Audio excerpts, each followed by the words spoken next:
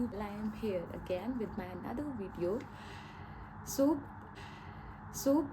this video is all about, as the name suggests, stop चिंता and start चिंतन.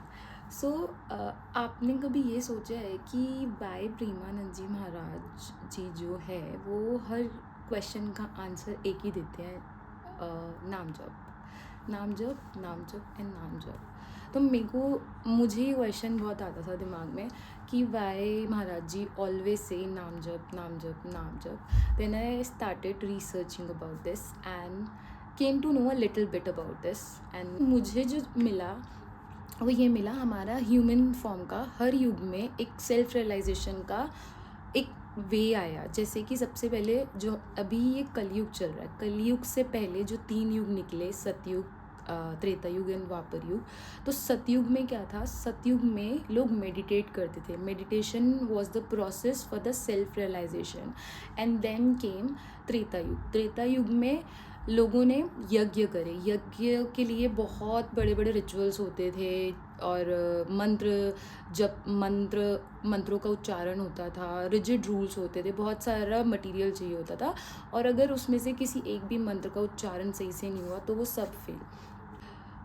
And then thirdly आया द्वापर युग. तो द्वापर युग में लोगों ने मंदिरों की स्थापना करवानी शुरू करी एंड मंदिर बनते चले गए.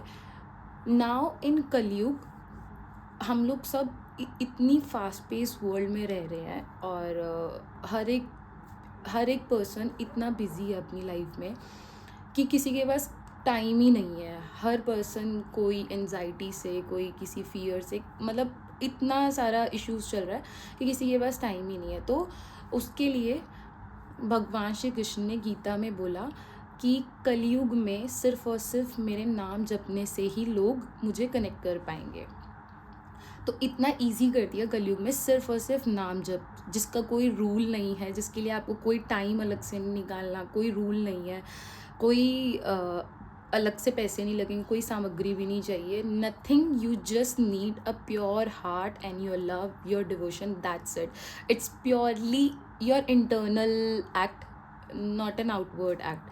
सो कलयुग में भगवान श्री कृष्ण ने बोला कि सिर्फ और सिर्फ जो मेरा नाम जप करेगा वो मेरे से बहुत इजीली कनेक्ट कर सकता है.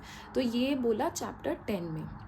अब क्या होता है कि चैप्टर 8, उसमें हमारे को ह्यूमन कॉन्शियसनेस के बारे में बहुत बताया गया है.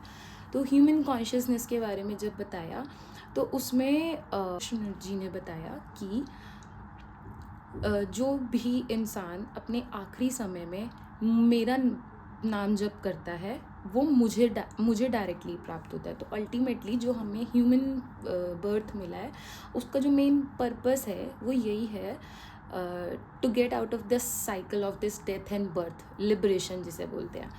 सो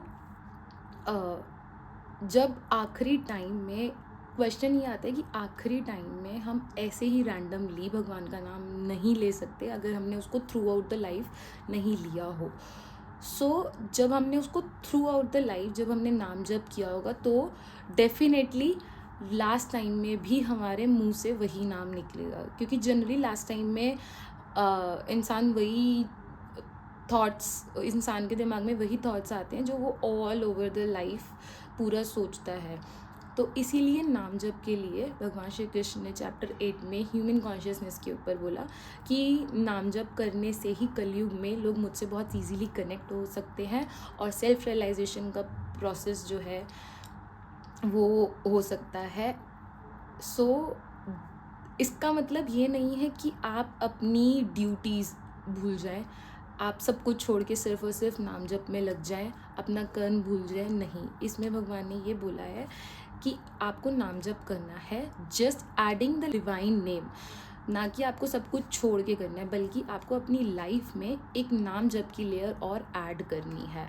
so this is your sign to start नाम जप. I hope you like this video. This will help you and you will start chanting. Do let me know in the comment section, have you started this? Thank you so much. See you soon in the next video. Till then, bye bye. Take care. Lots of love.